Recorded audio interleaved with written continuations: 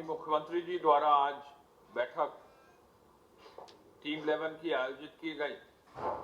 सर्वप्रथम उन्होंने लॉकडाउन की समीक्षा की और कहा ये कि लॉकडाउन मीन्स टोटल लॉकडाउन, उसमें रियायत का मौका नहीं होना चाहिए और बिल्कुल व्यवस्था के अनुरूप सुनिश्चित होना चाहिए।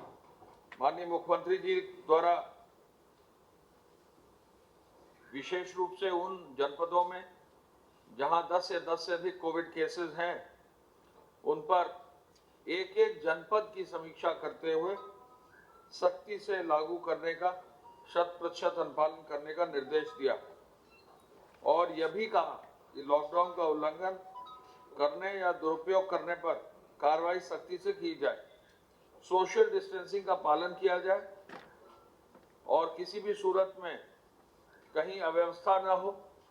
ऐसे में लॉकडाउन अवधि में आवश्यक सामग्री की सुचारू रूप से आपूर्ति हो और वो बाधित भी ना हो। सप्लाई चेन मैनेजमेंट का जो है किसी भी रूप में उसके भी दुरुपयोग की अनुमति नहीं है और जो सप्लाई चेन में लगे हैं ऐसे लोगों की भी मेडिकल जांच होनी चाहिए जिससे कि कहीं कोई दिक्कत ना हो। उन्होंने जिला प्रशासन के अधिकारियों की, संस्थाओं की, कम्युनिटी किचन चलाने वालों की भी जांच और भोजन की जांच के भी निर्देश दिए। उन्होंने पुनः इस बात पर बल दिया कि टेस्टिंग लैब की क्षमता को और बढ़ाया जाए और आपको मालूम है टेस्टिंग की क्षमता काफी अधिक बढ़ गई है और कल ही अलीगढ़ में, सहारनपुर में, मुरादाबाद में और भी स्थानों पर कोविड फंड की कमेटी ने स्वीकृति जो है जारी की है, जिससे कि चिकित्सा शिक्षा विभाग मंडलीय चिकित्सालयों में भी और शेष जगहों पर भी टेस्टिंग लैब स्थापित करने की कार्रवाई सुनिश्चित करेगा।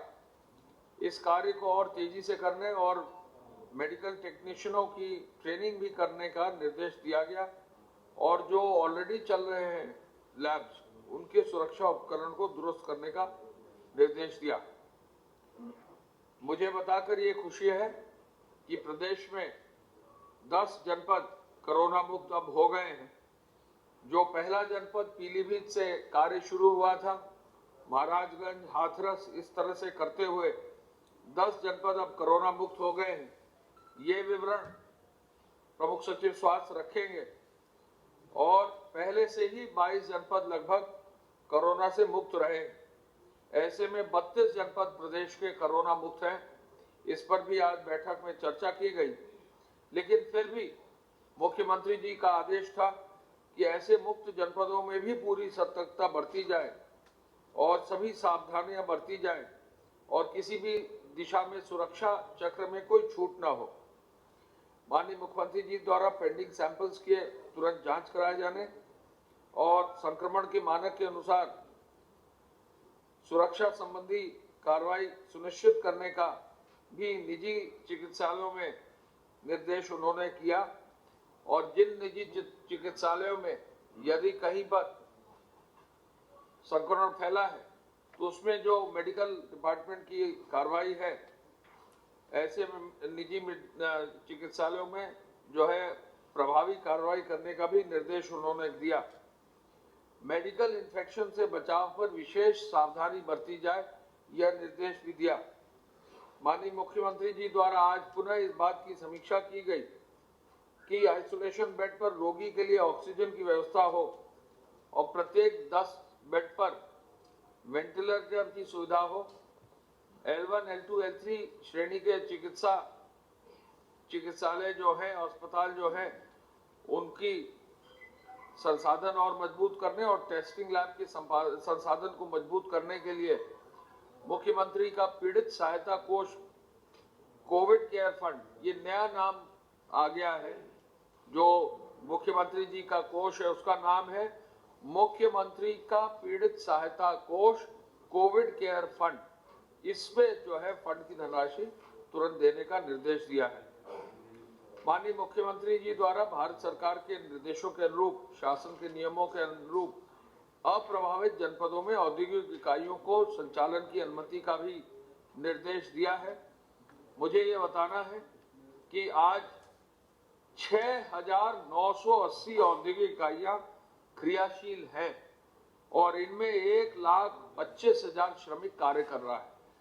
6,980 industries are working in the state with a total strength of laborers जो रहेंगे उसमें 1.25 lakhs। उन्होंने आज इस बात की भी समीक्षा की कि ईंट भट्ठों का संचालन प्रदेश में लेबर की व्यवस्था को देखते हुए और विद इन दी कैंपस ईंट भट्टा है, आदेश दिया ही था।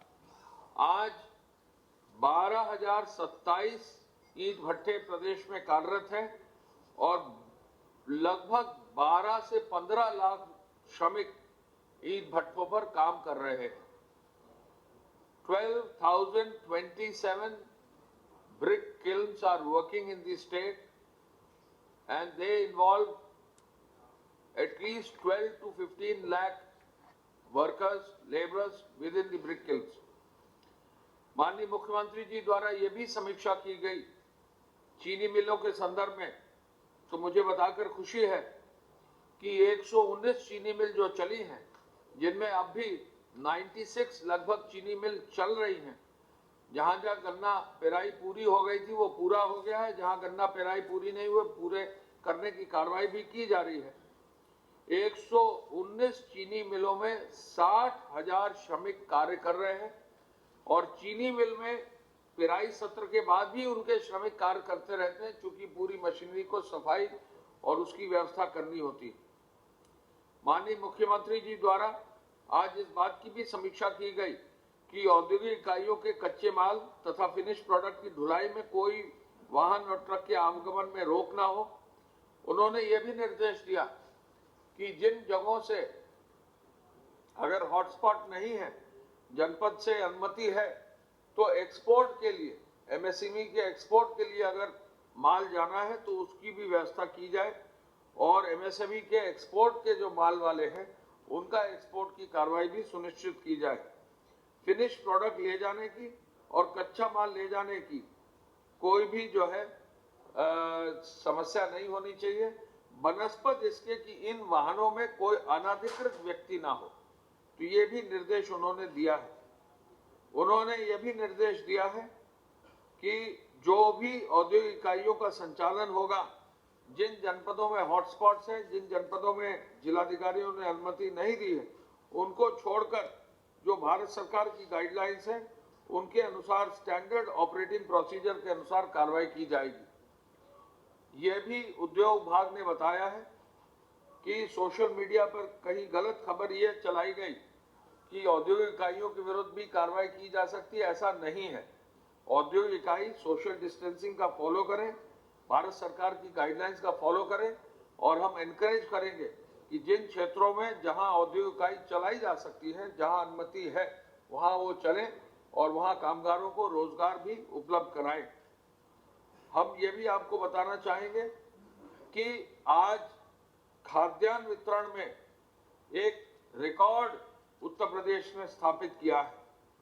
3 करोड़ 50 लाख कार्ड्स में से 3 करोड़ 6 लाख राशन कार्ड्स पर वितरण भी हो गया है। 3 करोड़ 50 लाख कार्ड्स से 3 करोड़ 6 लाख कार्ड्स में वितरण हो गया है और साथ साथ नए राशन कार्ड, जिन लोगों के पास राशन कार्ड नहीं थे, 2.5 लाख नए राशन कार्ड भी बना दिए गए हैं। ये भी एक रिकॉर्ड है। पूरे देश में 3 करोड़ से अधिक राशन कार्डों पर खाद्यान्न का वितरण सुनिश्चित कराना और इतने कम समय में कराना, ये एक बड़ी उपलब्धि है। मैं ये भी बताना चाहूंगा कि पूरे प्रदेश का किसान खुश है। माननीय मुख्यमंत्री जी ने शुरू से पूरे अभियान में किसानों और किसानों की व्यवस्था, फसलों की बुआई, फसलों की जो है कटाई, बीज खाद का मूवमेंट, किसानों के लिए मशीन, जो वहां पर मशीनें फसलों की कटाई के लिए चाहिए होती हैं, वो सभी मशीनों की अनुमति लगातार दी गई है और आज 77% गेहूं की कटाई पूरे प्रदेश में हो गई है। आज गन्ने की कटाई लगभग पूरी हो गई और ये पहली बार है कि प्रदेश में गेहूं और गन्ने की कटाई पर लेबर की कमी नहीं हुई है, क्योंकि जो लेबर हमारे प्रदेश में वापस आई थी होम क्वारंटाइन के बाद उनका उपयोग जनपद में गांव स्तर पर किया गया है और पूरे प्रदेश में कहीं भी गेहूं की कटाई में, गन्ने की कटाई में लेबर की समस्या नहीं आई है। एक नया उपलब्धि और हुई है, पूरे प्रदेश में 30 लाख क्विंटल गेहूं की खरीद हो चुकी है और इस 30 लाख क्विंटल में 62% गेहूं जो है डोर स्टेप पे खरीदा गया है, यानी मंडी के बाहर खरीदा गया है। तो जो एक निर्देश माननीय मुख्यमंत्री जी द्वारा कृषि विभाग को दिया गया था कि डोर स्टेप डिलीवरी हो, जिससे कि मंडी पर भीड़ का दबाव कम हो, वो अनुपालन हुआ है और 62% गेहूं की खरीद डोर स्टेप पर गांव में प्राइवेट एजेंसीज के माध्यम से काफी हद तक जो है डिसेंट्रलाइज कर दिया गया है। ये एक बड़ी उपलब्धि है और इस उपलब्धि का जो है उन्होंने कृषि विभाग को निर्देश दिया है कि आगे भी वो उसको करते रहेंगे। अन्य प्रदेशों के, अन्य राज्यों के लोग जो हमारे जनपद में फंसे हैं, उनको व्यवस्थित रूप से जनपद पर जिला प्रशासन व्यवस्थित करे और साथ साथ जो हमारे प्रदेश के बाहर के जनपदों, बाहर के प्रदेशों में है, उनकी भी व्यवस्था उनके नोडल अधिकारियों के माध्यम से हो, यह निर्देश है। इनका भी आज समीक्षा की गई। बहुत जल्दी रमजान का महीना शुरू हो रहा है, इस पर भी जो है लोग घर पर रहे, यह अपील सभी धर्म गुरुओं ने की है। उनको कोई रमजान में किसी को भी कोई दिक्कत ना हो, इसके भी निर्देश दे दिए गए हैं और किसी भी समय शहरी में या इफ्तार में कोई भीड़ भी ना हो, यह सुनिश्चित की जाए, यह अपील की जाती है। मुख्यमंत्री जी ने शेल्टर होम्स में भेजे गए लोग तथा कोटा से जो वापस आए हैं बच्चे, उनको होम क्वारंटाइन पर भेजने पर 1076 से प्रत्येक बच्चे को, कोटा के प्रत्येक बच्चे को जिसका टेलीफोन नंबर था, फोन किया गया है कि वो एहतियात रखें, होम क्वारंटाइन में रहे। उनका कुशल क्षेम पूछा गया है और वो स्वयं भी, माननीय मुख्यमंत्री जी भी स्वयं भी ऐसे जो बच्चे आए हैं उनका कुशल क्षेम जो है फोन करके उनसे पूछेंगे। सचिवालय कर्मियों को एक छोटा हैंड सैनिटाइजर उपलब्ध कराने का भी निर्देश उन्होंने दिया है। मैं पुनः ये कहना चाहूंगा कि आज के हाइलाइट्स ये हैं कि 10 जनपद कोरोना मुक्त हो गए हैं। आज का हाईलाइट यह है कि उद्योगों में जो है तेजी लाई गई है, जहां जहां अनुमति थी उद्योग चालू किए गए हैं। आज का हाईलाइट यह है कि 77% गेहूं की फसल की कटाई हो गई है। आज का हाईलाइट यह है कि 62% किसानों के डोर स्टेप पर गेहूं की खरीद की गई है। हम जरूर ये कहना चाहेंगे कि कुछ जगहों पर पास की व्यवस्था लागू की गई है, उस व्यवस्था का पालन बहुत करना जरूरी है, क्योंकि बहुत सारे लोगों में कहीं ना कहीं चांसेस रहते हैं। तो किसी भी रूप में जो है कोरोना से हम बचाव कर सके, ये बहुत जरूरी है। अंत में मैं कहना चाहूंगा कि आज एक बड़ी धनराशि पंचायती राज विभाग ने 53 करोड़ 20 लाख रुपए की धनराशि आदरणीय पंचायती राज मंत्री भूपेंद्र सिंह साहब और उनके प्रमुख सचिव मनोज कुमार साहब ने माननीय मुख्यमंत्री जी को दी है सुबह, और हम चाहेंगे कि इसका भी जो है व्यापक प्रचार हो, क्योंकि प्रत्येक पंचायत से, प्रत्येक जो है पंचायती राज विभाग के यूनिट से ये धनराशि इकट्ठा करके दी गई है। माननीय मुख्यमंत्री जी द्वारा इस धनराशि को प्राप्त करने पर जो है उन्होंने इसका जो है इसको बहुत पॉजिटिवली इसकी सराहना की है और उन्होंने कहा है इस धनराशि से जो फंड मिलेगा उससे टेस्टिंग का, L1, L2, L3 अस्पतालों का सुदृढ़ीकरण, PPE किट्स, मास्क और वेंटिलेटर्स आदि की व्यवस्था की जाएगी। ये काफी बड़ी धनराशि आज जो है 53 करोड़ 20 लाख रुपए की माननीय मुख्यमंत्री जी को दी गई है। प्रमुख सचिव स्वास्थ्य करेंगे। धन्यवाद। प्रदेश में इस समय कोरोना वायरस के कुल प्रकरण 53 जनपदों से 53 डिस्ट्रिक्ट से 1412 आए हैं, 1412।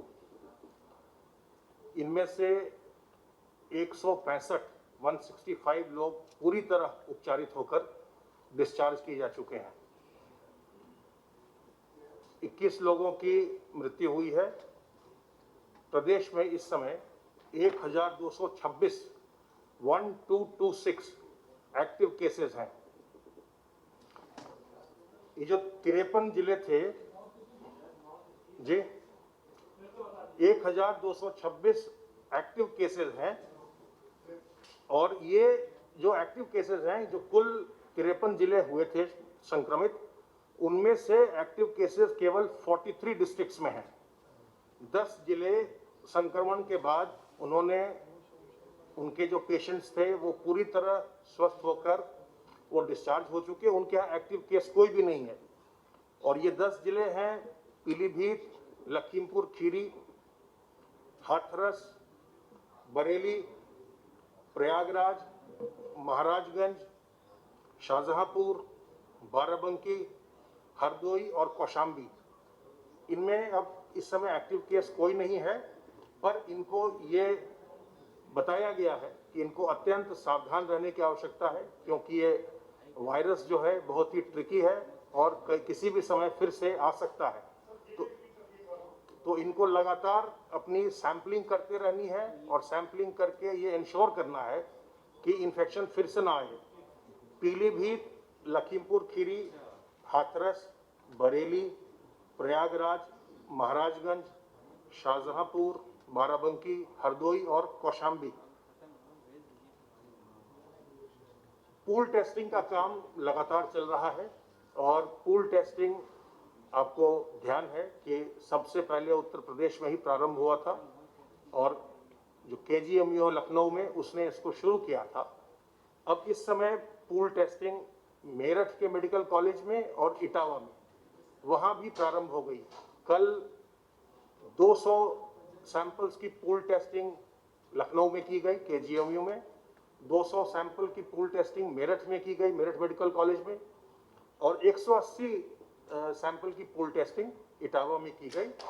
बहुत ही जल्दी अब प्रयागराज और झांसी के मेडिकल कॉलेज में भी पूल टेस्टिंग प्रारंभ होने वाली है। जो हमारे 3 टियर स्ट्रक्चर है, आर्किटेक्चर है हमारा ट्रीटमेंट का, L1, L2, L3, इन सभी के सारे स्टाफ की ट्रेनिंग की जा चुकी है। सभी ट्रेंड हैं, चाहे वो डॉक्टर हों, डॉक्टर से लेकर के paramedical staff, nursing staff, ward boys, sweepers, सबकी ट्रेनिंग हुई है। और अधिकांश जगह जहां भी हमारे केसेस आए हैं वहां पर L1 में या L2 पर, या मेडिकल कॉलेजेस जो हैं हमारे L3 के, उनमें भी पेशेंट्स की लगातार चिकित्सा की व्यवस्था चल रही है। जो प्राइवेट सेक्टर के हॉस्पिटल्स हैं, उनकी भी जूम के प्लेटफॉर्म पर 3 राउंड ट्रेनिंग करवाई गई इन्फेक्शन प्रिवेंशन प्रोटोकॉल पर, और जिसमें कि 2500 से ज़्यादा नोड्स पर इस ट्रेनिंग को प्राप्त किया गया 3 राउंड में। नहीं, संख्या बताना इसलिए संभव नहीं है कि एक नोड पर कितने लोग बैठे थे, वो हमको जानकारी नहीं है, लेकिन 2500 से ज़्यादा नोड्स पर ट्रेनिंग प्राप्त की गई, तो ये नंबर बहुत ज़्यादा होगा। इससे हमने ये अनुरोध किया है प्राइवेट सेक्टर से भी और सरकारी चिकित्सालयों, राजकीय महाविद्यालयों से भी, कि आप जो भी आप ट्रीटमेंट उपलब्ध करा रहे हैं उसको पूरे प्रोटोकॉल के साथ उपलब्ध कराएं, जिससे कि इन्फेक्शन की संभावना न रहे। जो हमारा जो पहला एक आया था, सबसे बड़ा चंक हमारे जो इन्फेक्शन का आया था, वो तबलीगी जमात और उससे जुड़े हुए जो लोग थे उनका आया। उसके बाद जो सेकंड चंक है, वो जो मेडिकल एस्टैब्लिशमेंट्स हैं, जहाँ भी कोई इन्फेक्शन हुआ वहाँ से हमने देखा कि उससे बहुत ज़्यादा लोग इन्फेक्ट होते हैं। तो इसीलिए उनको ये लगातार ट्रेनिंग दी जा रही है, और उनसे अनुरोध किया गया है कि वो पूरे ट्रेनिंग के साथ, प्रॉपर इक्विपमेंट्स के साथ और प्रॉपर डिसइंफेक्शन परिसर का करने के बाद जो इन्फेक्शन प्रिवेंशन प्रोटोकॉल है उसके साथ ही इस काम को करें, लोगों को आवश्यक सुविधाएं उपलब्ध कराएं जिससे कि किसी प्रकार का इन्फेक्शन वहां से न फैले। हम आपके माध्यम से पुनः जो डॉक्टर्स और नर्सेज और पैरामेडिकल स्टाफ, जो पूरी मेडिकल की टीम, चाहे वो सरकारी अस्पतालों की हो, चाहे जो मेडिकल कॉलेजेस हैं उनके हो, या जो और भी जो लोग इस फ्रेटर्निटी के हैं जो इसमें कोविड के खिलाफ जंग में लगे हुए हैं, उनको हम आपके माध्यम से धन्यवाद देते हैं, उनके हार्ड वर्क की हम प्रशंसा करते हैं। और साथ ही साथ जो दूसरे विभाग हैं, चाहे वो एडमिनिस्ट्रेशन हो, रेवेन्यू एडमिनिस्ट्रेशन हो, चाहे पुलिस एडमिनिस्ट्रेशन हो, जिनका हमको बहुत सहयोग मिल रहा है, चाहे वो अर्बन डेवलपमेंट हो, पंचायती राज हो, और भी जो भी विभाग इसमें हमारा सहयोग कर रहे हैं, उन सबके सभी कर्मचारी के, चाहे वो बड़े अधिकारी हो या नीचे तक के कर्मचारी हो, उन सबको हम धन्यवाद देते हैं, उनकी हम प्रशंसा करते हैं। और अंत में हम आपके माध्यम से फिर से ये रिपीट करना चाहते हैं कि इस जो ये बीमारी है, संक्रमण है, इसका वर्तमान में न तो कोई हमारे पास वैक्सीन है, न ही हमारे पास कोई दवा है। इसलिए इससे बचाव ही सबसे कारगर तरीका है। और इससे बचाव के लिए जो साबुन पानी से हैंड वॉश करना है, बार बार 20 सेकंड से ज़्यादा हैंड वॉश करना, सोशल डिस्टेंसिंग मेंटेन करना, जब भी आप कहीं जाएं तो कम से कम 1 मीटर से अधिक दूरी पर रहें, अपने फेस को कवर करें। अगर आप फेस को कवर करते हैं तो आपका बचाव होगा, अगर आप संक्रमित हैं तो दूसरों का बचाव भी करेंगे, क्योंकि जो मुंह से और इससे नाक से जो ड्रॉपलेट्स निकलते हैं उसी के माध्यम से इन्फेक्शन फैलता है। तो अगर हर व्यक्ति मास्क लगाएगा, फेस कवर करेगा, तो ये इन्फेक्शन बहुत ही कमजोर हो जाएगा, बहुत ही कम इसका प्रसार होगा। तो इसलिए ज़रूरी है कि हम अपने फेस को कवर करें और साथ ही आपके अंदर प्रतिरोधक क्षमता हो, आप इस बीमारी को इससे आपका शरीर लड़ सके, इसके लिए आपको अपनी इम्यूनिटी को बूस्ट करना है। और अपने घर के बड़े बुजुर्गों को और जिनको भी कोई मेडिकल कंडीशन है, कोमॉर्बिडिटी है, डायबिटीज़ है, हाइपरटेंशन है, या मान लीजिए उनको हार्ट की कोई कंडीशन है, इन लोगों को बचाना बहुत ही आवश्यक है। और जो आपके माध्यम से हम बार बार बता रहे हैं उसी का नतीजा है कि जो हमारे बुजुर्ग हैं, जो 60% प्लस हैं, उनका प्रतिशत, जो संक्रमित लोग हुए हैं उसमें उनका प्रतिशत 8.3% है केवल। इसमें भी अगर हम पुरुष और महिला देखें बुजुर्गों में तो 7.28% पुरुष हैं और 1.06% महिलाएं हैं। ऐसे ही अगर हम बच्चों का देखें, 0 to 20 वाला एज ग्रुप देखें, तो इसमें कुल जो इन्फेक्टेड का परसेंटेज है टोटल का, वो 19.51% है। इसमें से जो लड़के हैं उनका परसेंटेज 15.48 है। 15.48 बच्चे इन्फेक्ट हुए हैं 0 से 20 के एज ग्रुप में, और 4.03% बच्चियां इन्फेक्टेड हैं। 21 से 40 के एज ग्रुप में जो पुरुष हैं उनका प्रतिशत 37.03 है, और जो महिलाएं हैं उनका प्रतिशत 10.46 है। इस प्रकार कुल इस एज ग्रुप में 21 से 40 वाले में 47.49% इन्फेक्टेड हैं। जो टोटल का इन्फेक्शन का परसेंटेज है वो 47.49% है। और 41 से 60 का जो एज ग्रुप है, 41 to 60 का एज ग्रुप, इसमें पुरुष 19.01% है जो इन्फेक्टेड का टोटल का परसेंटेज है, और महिलाएं 5.65%, कुल 24.66%। अगर हम केवल पुरुष और महिलाओं की बात करें तो पुरुष 78.80% जो इन्फेक्शन है उसका कुल परसेंटेज जो पुरुष का है वो 78.80% और महिलाओं का 21.20%। तो आपके माध्यम से हम यही अनुरोध करेंगे सभी लोगों से कि इस बीमारी से घबराना नहीं है, इससे बचाव ही सबसे कारगर तरीका है। और बचाव के लिए जो तरीके हमने आपसे बार बार हमने जिक्र किया है उसको करिए। हाथ साबुन पानी से धोइए, अपने फेस को कवर करिए, सोशल डिस्टेंसिंग मेंटेन करिए, और साथ ही अपने घर के बड़े बुजुर्गों को बिल्कुल अलग रखिए, बचाइए, उनको संक्रमण बिल्कुल न होने पाए, और जो बीमार है उनको भी न होने पाए। धन्यवाद।